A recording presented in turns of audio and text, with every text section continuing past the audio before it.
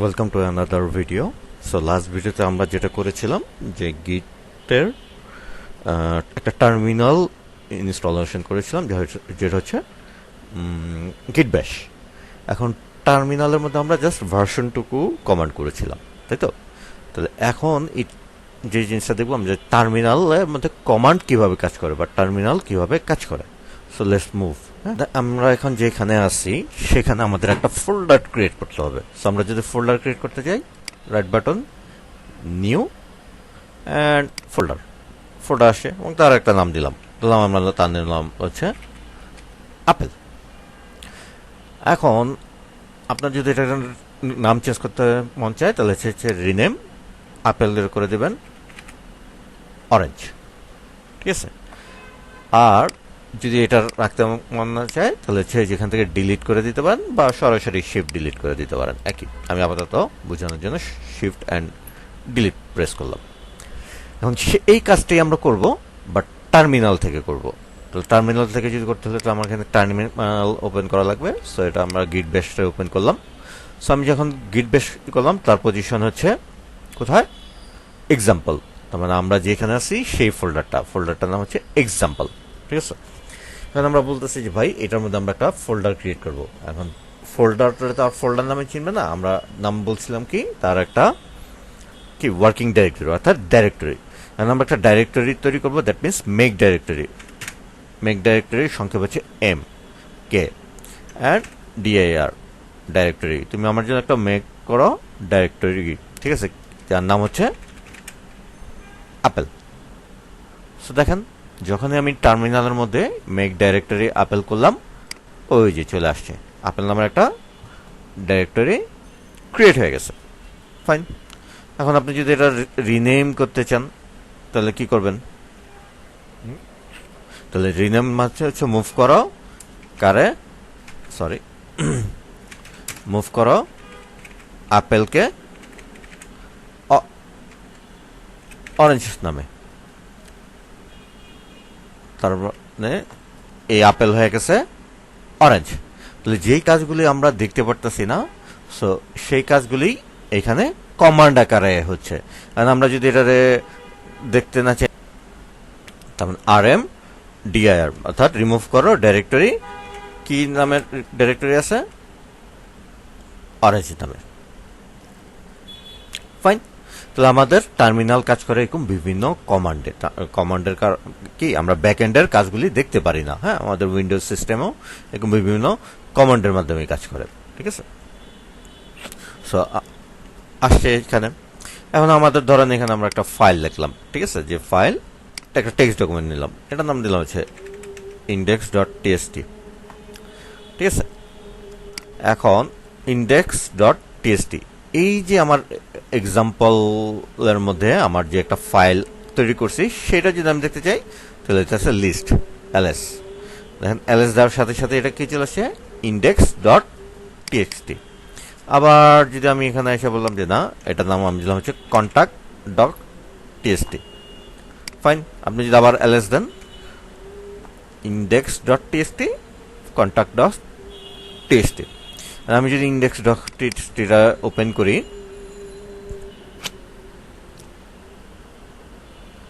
কিছুই নাই, তাই তো? এখন এটার মধ্যে যদি আমি লিখতে চাই, জাস্ট এখানে এসে বলবো যে তাহলে আমি হয়তো ই করছি, ওকে ফাইন, ফাইলার। তাহলে আমরা বললাম যে ইকো হ্যালো, কই করবা? ইন্ডেক্স ডট টেক্সটিতে করবা।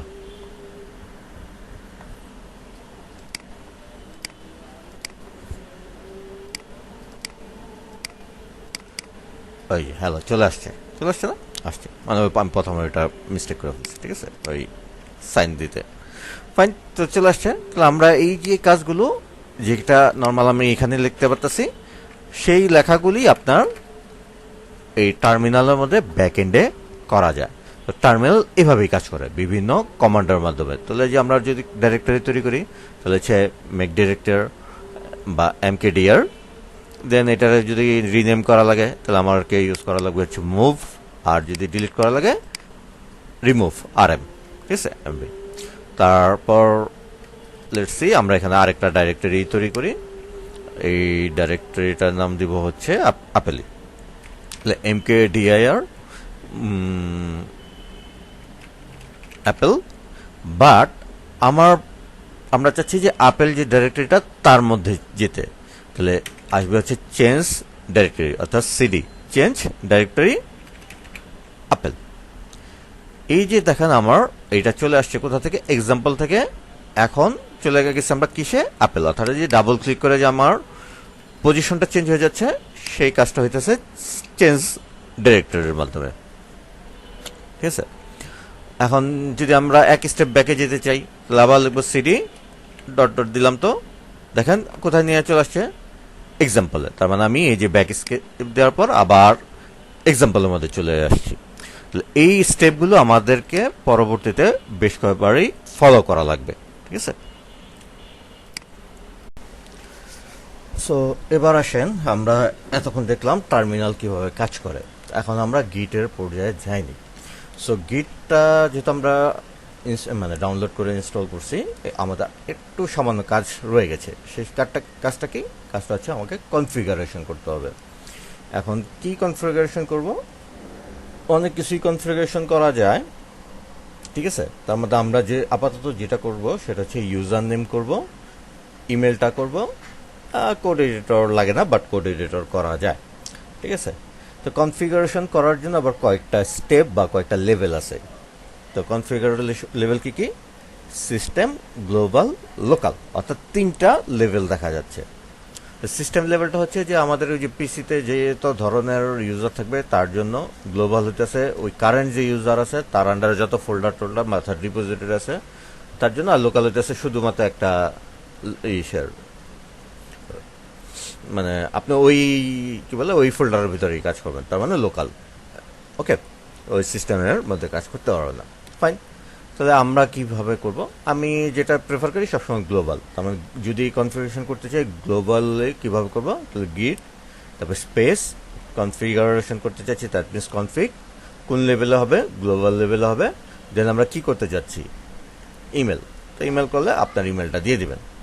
তাহলে আসেন এবার আমরা ইউজার নেম অ্যান্ড ইমেল এই দুইটাকে কনফিগারেশন করি।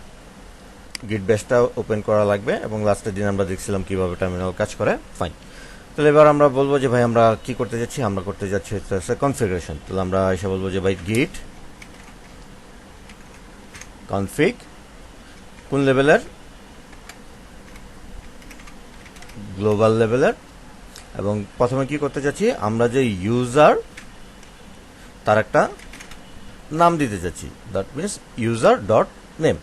এবং ইউজার নেমের ভিতর আপনি স্পেস পড়তে পারেন, দ্যাটস ওয়াই আমরা এটা দিয়ে দেবো হচ্ছে কোটেশনের ভিতর। আমাদের নাম হচ্ছে ওয়েব কোডার ভিডিও। ফাইন, তার মানে দ্যাটস ফাইন, কিছু একটা হয়েছে। ওকে, সো আমরা যেহেতু এটাকে কনফিগারেশন করছি, আদৌ এটা কনফিগারেশন ঠিক মতো হয়েছে কি না সেটা বোঝার জন্য আপনারা যেটা লিখবেন সেটা হচ্ছে ফাইন, গিট আপনি কনফিগারেশন করছেন, দ্যাট মিনস কনফিগ। কি কনফিগারেশন করছেন, আমরা করছিলাম হচ্ছে ইউজার নেম, তার মানে ওই যে আমরা যে নামটা দিয়েছিলাম সেটা চলে আসছে। আর সেম আপনি যদি দেখেন এখন ইউজার ইমেলটা যদি দেখতে চান, দ্যাটস ইট। তার মানে আপনার সাকসেসফুলি কনফিগারেশন ডান। ওকে, তাহলে আমরা আছি এক্সাম্পল ফোল্ডার বা ডাইরেক্টরির ভিতরে। ঠিক আছে, গতদিন আমরা এখানে আপেল, তারপর হচ্ছে অরেঞ্জ নামের কিছু ডাইরেক্টরি তৈরি করছিলাম, এবং সেই ডাইরেক্টরির মধ্যে কিছু ফাইলও রাখছিলাম। তাহলে আসেন ধরেন আমরা এখানে একটা ডাইরেক্টরি তৈরি করি।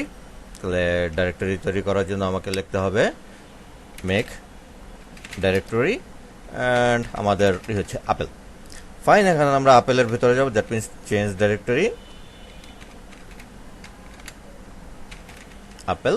আমাদের এইটা চলে গেছে আপেলের ভিতর, এই যে পজিশনটা। ঠিক আছে, ওকে, এবার আপেলের ভিতর আমরা একটা ফাইল তৈরি করব, যে ফাইলের নাম দিতাম হচ্ছে index.txt। ঠিক আছে, index ডট টিএক্সটি। আর আরেকটা ফাইল তৈরি করব যেটা হচ্ছে কন্ট্যাক্ট ডট টিএক্সটি, মানে আপনার যে ওয়েবসাইটের মতো মনে করেন কন্ট্যাক্ট ডট টিএক্সটি। ওকে, এবার আমরা চাচ্ছি যে ভাই আমাদের এখানে কিছু করলে যাতে গিট সেটাকে ট্র্যাকিং করতে পারে, ঠিক আছে?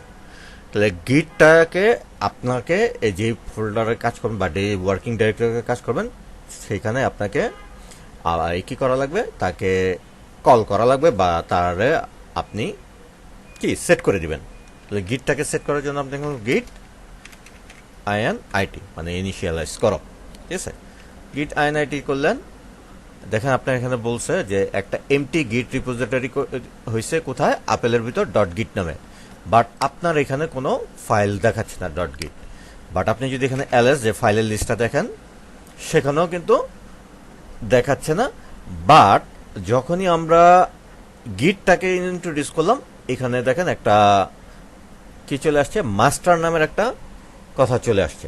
তাহলে গিটটা গেল কোথায়? গিটটা গেলে যে ভিউতে যান, ভিউতে গেলে দেখবেন যে আমাদের এখানে হিডেন অপশন আইটেমস এর করা আছে। যখনই আমি করলাম ওই যে দেখেন আপনার এখানে গোয়েন্দা সংস্থা র ISI NSI সব কি গিট আকারে চলে আসছে। তার মানে সে এখন আপনার থেকে নজরদারি করবে।